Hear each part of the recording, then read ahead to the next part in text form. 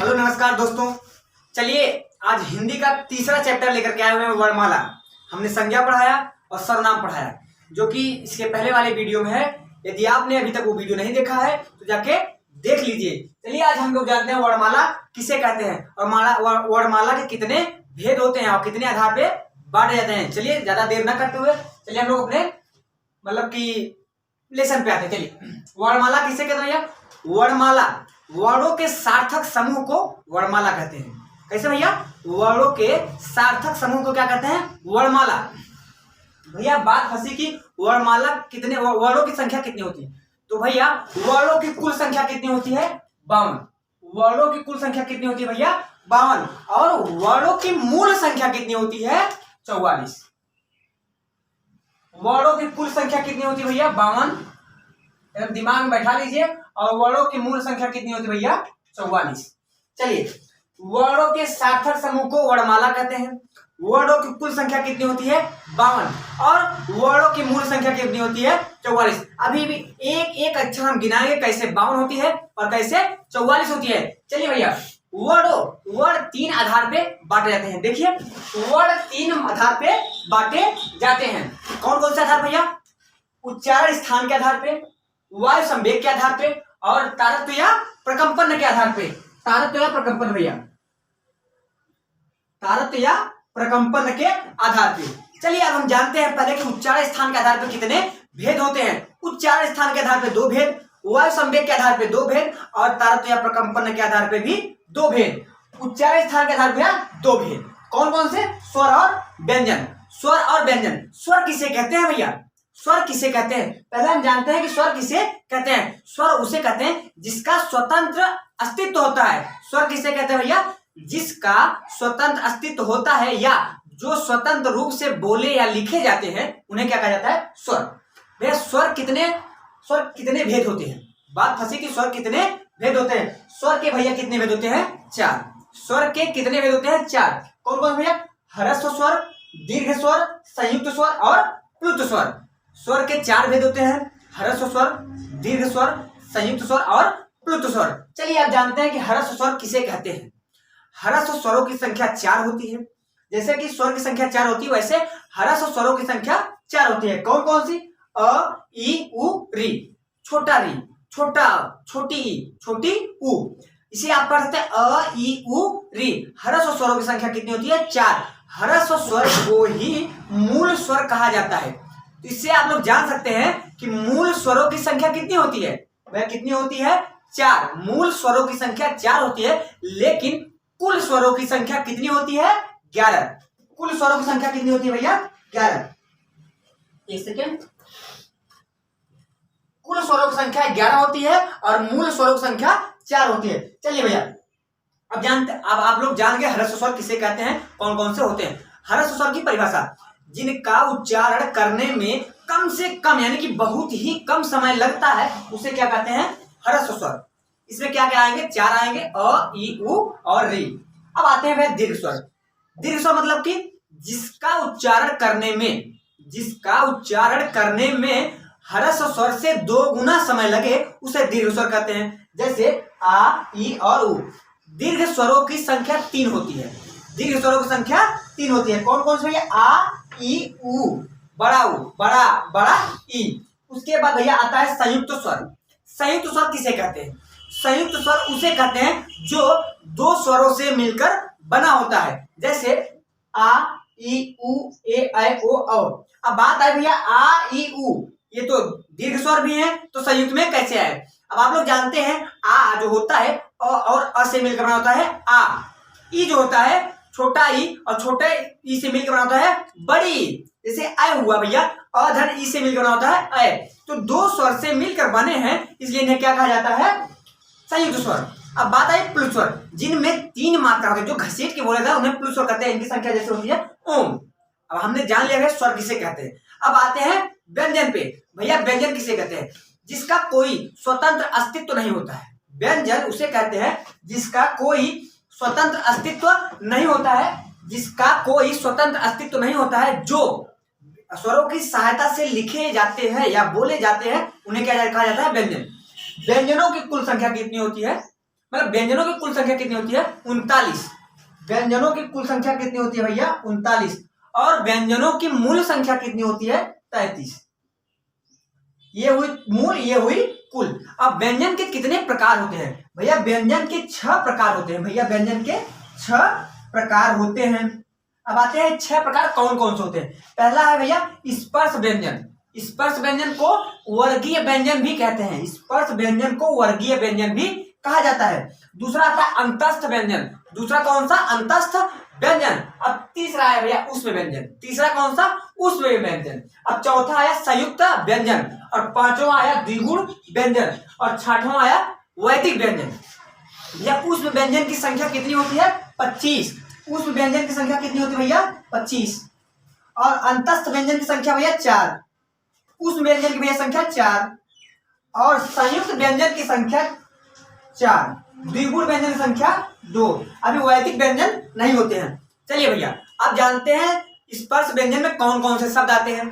क ख ग घ अंग, च छ ज झ इय, ट ठ ड ढ अड़, त थ द ध न, प फ ब भ म।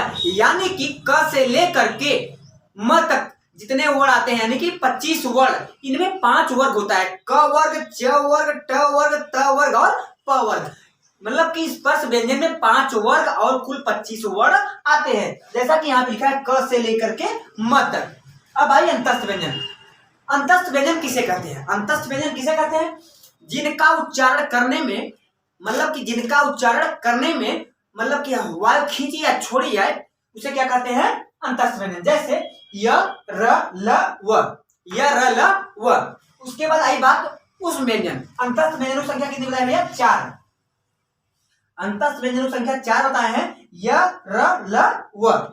याद कर लीजिए अंतस्थ व्यंजनों की संख्या य र ल व। अब आई भैया उष्म व्यंजन। उष्म मतलब क्या होता है? गर्मी। जिन शब्दों का उच्चारण करने में शरीर में गर्माहट पैदा होती है उसे क्या कहते हैं भैया?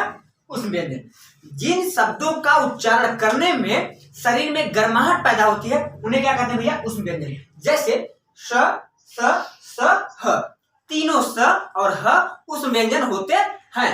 अब बात आई भैया संयुक्त व्यंजन। जैसे कि संयुक्त स्वर हम बताएं कि 2 स्वरों से मिलकर बना होता है, वैसे ही संयुक्त व्यंजन ऐसा व्यंजन जो 2 व्यंजनों से मिलकर बना होता है उसे क्या कहते हैं भैया? संयुक्त व्यंजन। जैसे छ, त्र, ज्ञ और स्र। जैसे छ किससे मिलकर बना है? क और स से। त्र किससे बना भैया? त और र से। ज्ञ किससे बना भैया? ज और इ से। स्र किससे बना भैया? स, धन, र से। चलिए भैया आपको संयुक्त व्यंजन समझ में आया।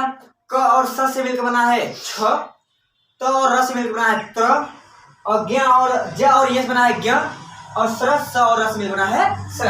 अब आए भैया द्विगुण व्यंजन। द्विगुण व्यंजन किसे कहते हैं? 2 गुणों वाले व्यंजन को द्विगुण व्यंजन कहेंगे। 2 गुणों वाले व्यंजन को द्विगुण व्यंजन कहेंगे। जैसे कि इसे ड को ड के नीचे बिंदी लगाए से अड़ पढ़ते हैं, और ढ के नीचे बिंदी लगाए से अढ़ पढ़ते हैं। जैसे पढ़ाया, जैसे कि पढ़ाया। जैसे पढ़ाया में ये ढ अढ़ा पढ़ा जाता है, पढ़ाया, वैसे ही से अढ़ा पढ़ाया। यानी कि जब बिंदी लगेगा तो अढ़ा, जब बिंदी नहीं लगेगा तो ढ। अब भैया वैदिक व्यंजनों की संख्या होती नहीं है। अब चलिए स्पर्श व्यंजन को हम डिटेल में समझते हैं। अब उसके बाद स्पर्श व्यंजन समझेंगे। स्पर्श व्यंजन, स्पर्श व्यंजन पे आते हैं। स्पर्श व्यंजन को डिटेल पढ़ते हैं। चलिए देखिए क कहां से बोला जाता है भैया? क, ख, ग, घ, अंग। ये कहां पे जाता है? कंठ से। पहला वाला वर्ग कहां से बोला जाता है भैया? कंठ से। पहला वाला वर्ग कंठ से बोला जाता है। अब भैया च, छ, ज, झ, इय। चलिए इसे बोले सब लोग क बोल के देखिए।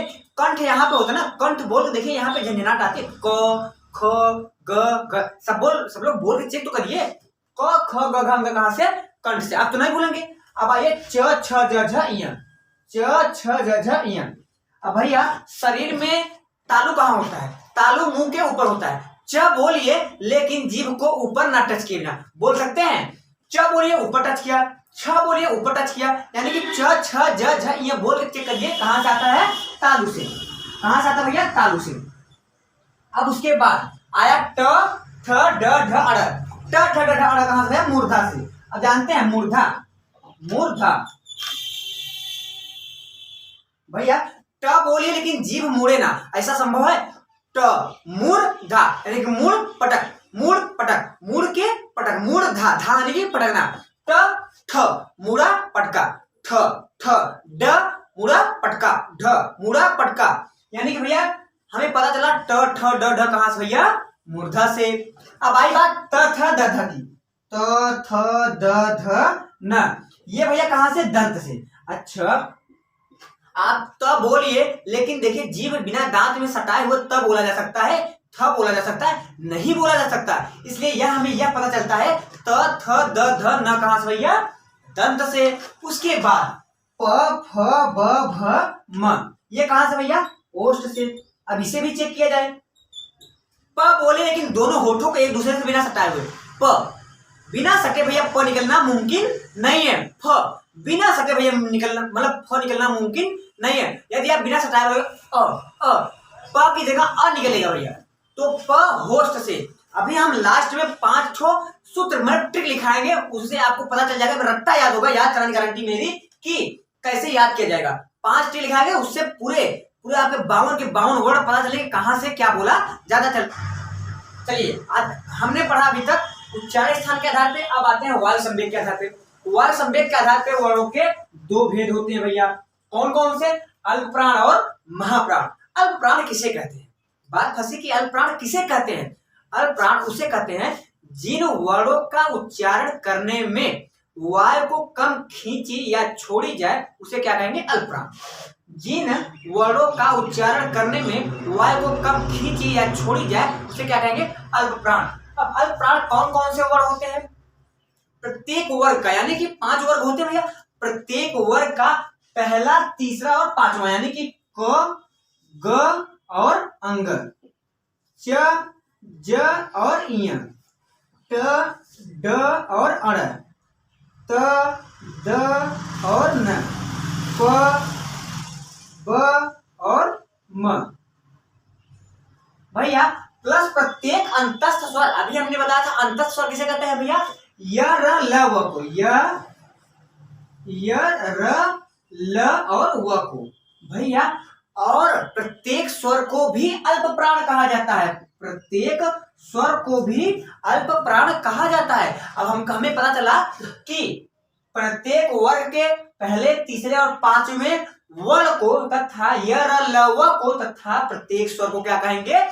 अल्प प्राण। अब हमें याद कैसे करना है? हम याद करेंगे 135 अंतस्थ स्वर, 135 अंतस्थ स्वर अल्प प्राण होते हैं। अंतस्थ यानी कि अंतस्थ व्यंजन, और प्रत्येक स्वर 135 मतलब क, ग, अंग, च, ज, इय, ऐसे करके याद करना। 135 अंतस्थ प्लस प्रत्येक स्वर क्या होते हैं भैया? अल्प प्राण। अब बात आई भैया महाप्राण किसे कहते हैं? जब अल्प प्राण में वायु कम खींची या छोड़ी जाती थी, तो महाप्राण क्या होगा? जिन वर्णों का उच्चारण करने में वायु को ज्यादा खींची या छोड़ी जाए, उसे क्या कहेंगे भैया? महाप्राण। जैसे इसमें भी प्रत्येक वर्ग का दूसरा और चौथा वर्ण क्या होता है भैया? महाप्राण। जैसे कि ख और घ, फिर भैया छ और झ, फिर भैया क्या होगा? ट, ठ, ठ और ढ, फिर भैया क्या होगा? त, द, त, थ, सॉरी, थ और ध, फिर क्या होगा भैया? थ और घ। प्लस उष्म व्यंजन क्या होते हैं? महाप्राण। प्लस उष्म व्यंजन महाप्राण होते हैं। मतलब हमें पता चला भैया कि प्रत्येक वर्ग का दूसरा और चौथा वर्ण और प्रत्येक उसमें क्या होता है? प्रत्येक उसमें क्या होता है भैया? महाप्राण। चलिए इसे याद कैसे करना है? हमें जानना है कि अल्प प्राण और महाप्राण को याद कैसे करना है। आपको साफ साफ कहना है 135 क्या भैया? 135 अंतस्थ स्वर अल्प प्राण, 24 उष्म महाप्राण। 135 अंतस्थ प्लस स्वर क्या भैया? अल्प प्राण, और 24 उष्म क्या है? महाप्राण। अब आते हैं वायु संवेग तारतम्य प्रकंपन के आधार पर। तारतम्य प्रकंपन के आधार पर भी भैया 2 भेद होते हैं। 2 भेद होते हैं। अब कौन कौन से होते हैं? घोष, सघोष या प्रकंपित। घोष को सघोष कहते हैं और सघोष को प्रकंपित भी कहते हैं। और दूसरा भेद भैया अघोष, अघोष या अप्रकंपित। भैया घोष, सघोष जिन शब्दों का उच्चारण करने में मतलब उच्चारण करने में लहर पैदा हो या प्रकंपन पैदा हो, उसे क्या कहेंगे? सघोष वर्ण। जिन शब्दों का उच्चारण करने में लहर पैदा हो या प्रकंपन पैदा हो उन्हें क्या कहेंगे? प्रकंपित या सघोष वर्ण। उसके बाद जिन शब्दों का उच्चारण करने में लहर ना पैदा हो या प्रकंपन ना पैदा हो उन्हें क्या कहेंगे? अघोष या अप्रकंपित वर्ण। चलिए जानते हैं कि घोष शब्द कितने होते हैं। घोष शब्द यानी कि 345, 345 तीसरा, चौथा और पांचवा, प्रत्येक वर्ग का तीसरा, चौथा और पांचवा वर्ण तथा अंतस्थ, प्रत्येक अंतस्थ तथा प्रत्येक स्वर और ह भी क्या होता है? अब मतलब कि प्रकंपित वर्ण, जैसे कि ग, घ और अंग, ज, झ और इय, ड, ढ और अण, द, ध और न, ब, भ और म। प्लस अंतस्थ स्वर में क्या बता रहे हैं? देखिए य, र, ल, व, प्लस य, र, ल, व। और भैया ह भी क्या है? प्रकंपित। और भैया प्रत्येक स्वर। भैया आप अब याद कैसे करना है? याद ऐसे करना है कि 345 अंतस्थ प्लस प्रत्येक स्वर प्लस ह क्या है भैया? प्रकंपित वर्ण। अब आते हैं भैया अघोष, अघोष या अप्रकंपित, अघोष या अप्रकंपित। जिन वर्णों का उच्चारण करने में लहर नहीं पैदा होता उसे अप्रकंपित वर्ण कहते हैं। जैसे प्रत्येक वर्ग का पहला और दूसरा, प्रत्येक वर्ग का पहला और दूसरा वर्ण किसे? प्रत्येक वर्ग का पहला और दूसरा वर्ण प्लस उष्म, उष्म व्यंजन, उष्म व्यंजन में लेकिन ह निकाल कर, उष्म व्यंजन में लेकिन ह निकाल कर, जैसे क, ख, च, छ, ट, ठ, त, थ, प, फ, प्लस तीनों सर,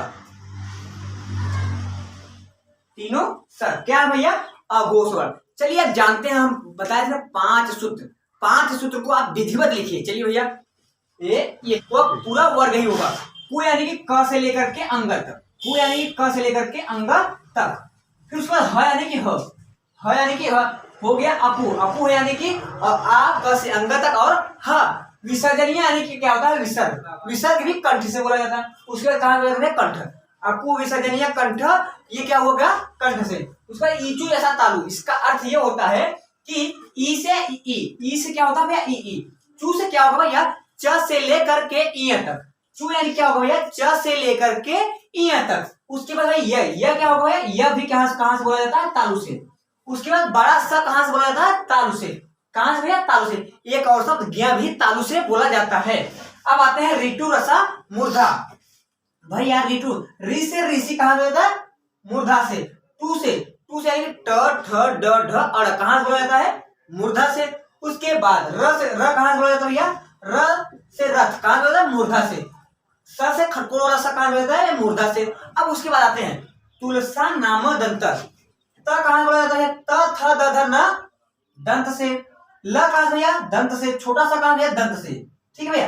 अब आते हैं उपु ओष्ठ, उ, जहां पे उ दिखे, जहां पे स्व दिखे वहां पे दोनों। उ कहां से भैया?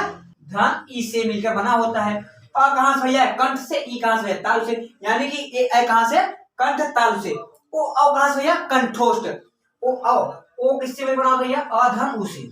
अधन उ से मिल बनाता है। अ कहां से? कंठ से। उ कहां से भैया? ओष्ठ से। कंठोष्ठ। भैया छ से छत्ती कहां से? कंठ मूर्धा से। त्र कहां से? दंत मूर्धा से। अब पूरा वर्णमाला आपके सामने आ गया। एक एक मतलब कि उसका आपको स्क्रीनशॉट लेना है, अच्छे से नोट्स बनाना है। यदि आपको वीडियो पसंद आया हो तो वीडियो को लाइक करिए। आप बताइए कमेंट में कि आपको क्या आता था, क्या नहीं आता था। यदि आप हमारे चैनल पर नए हैं तो आप इसे सब्सक्राइब करिए और वीडियो को शेयर करना न भूलें।